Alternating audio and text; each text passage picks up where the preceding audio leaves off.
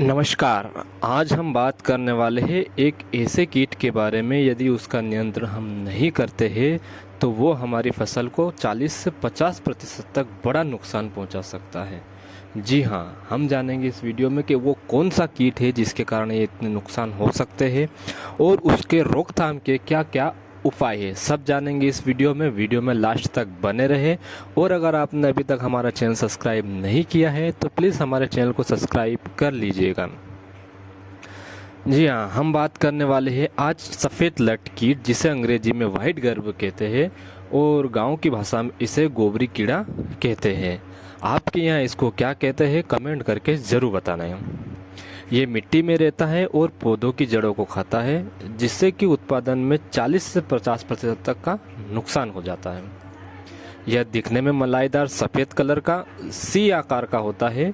यह खेतों में कच्चे गोबर के उपयोग से भी पैदा होता है, इसलिए खेत में हमेशा पका हुआ गोबर खाद का ही उपयोग करना चाहिए। इसका जीवन चक्र 4 चरण में होता है। पहला अंडा चरण, दूसरा लार्वा, तीसरा प्यूबा, चौथा वयस्क चरण। सबसे ज़्यादा नुकसान हमें लार्वा चरण व प्यूबा चरण पहुंचाता है। फसल में इसके लक्षण और पहचान मुरझाए पौधों से की जा सकती है, क्योंकि यह कीट फसल की जड़ों को खाता है, जिससे पौधों को पोषक तत्व और पानी नहीं मिल पाता है, जिससे उसका आवश्यक विकास रुक जाता है और पौधा मुरझाकर सूख जाता है। आपकी फसल में कई ऐसे अगर पीले टापे दिखाई दे तो आपको उस जगह पर 4 से 6 इंच गहराई तक खोद कर देखना चाहिए। वहाँ पर आपको यह गोबर का कीड़ा देखने को मिलेगा। यह कीड़ा सबसे अधिक सक्रिय जून जुलाई माह में होता है, क्योंकि जो इसका अडल्ट होता है वह गर्मियों के समय में मिट्टी में अपने अंडे दे देता है और वह अंडों में से निकलकर लार्वा जून और जुलाई माह में फसल को सबसे अधिक नुकसान पहुंचाता है। इसके रोकथाम के लिए हम प्राकृतिक, रासायनिक एवं जैविक उपाय कर सकते हैं। हम एक एक करके जानेंगे प्राकृतिक में, रासायनिक में एवं जैविक में इनके क्या क्या उपाय हैं।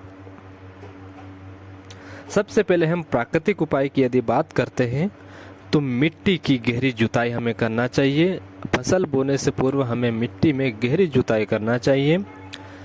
फसल को बदल कर बोना चाहिए। ज़्यादा समय तक एक ही फसल की यदि हम बोनी करते हैं, जिससे भी वाइट गर्भ की मात्रा अधिक देखने को मिलती है, इसलिए हमें फसल को बदल कर बोना चाहिए।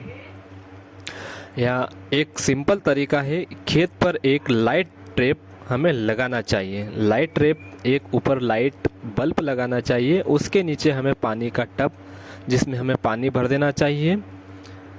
उसके अंदर हमें कीटनाशक एवं जला हुआ ऑयल डाल देना चाहिए। वाइट गर्भ का जो अडल्ट होता है वह लाइट की तरफ आकर्षित होता है और लाइट से टकराकर वो सीधे पानी में गिरकर मर जाता है। इससे भी हम बड़े पैमाने पर काफ़ी हद तक वाइट गर्भ को कंट्रोल कर सकते हैं। अब जानेंगे हम रासायनिक उपाय के बारे में। रासायनिक उपाय में भी 2 प्रकार के होते हैं, एक खाद के रूप में और एक लिक्विड के रूप में। खाद के रूप में हम यदि बात करें तो क्लोराट्रानिलिप्रोल 4% या फिप्रोनिल 6%, ये 4 किलो प्रति एकड़ की दर से खाद या रेत में मिलाकर बुरकाव करने के बाद में ऊपर से सिंचाई कर देनी चाहिए।